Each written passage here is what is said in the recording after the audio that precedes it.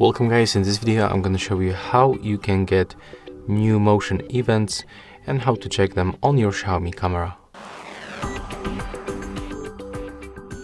Okay, so first of all we have to open our camera, and as you can see currently it's 6 past 10. So when we swipe like that, as you can see we get the new event that comes from the 5 past 10. And when you click on it once, as you can see here, we can find the preview. There it is. We can also turn on the voice.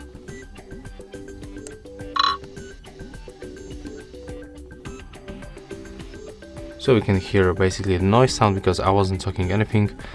And here we get the preview of the events. We can just go back and check other events. So yeah, that's how we can check the motion events on your Xiaomi camera. If you find this video helpful, remember to leave a like, comment and subscribe.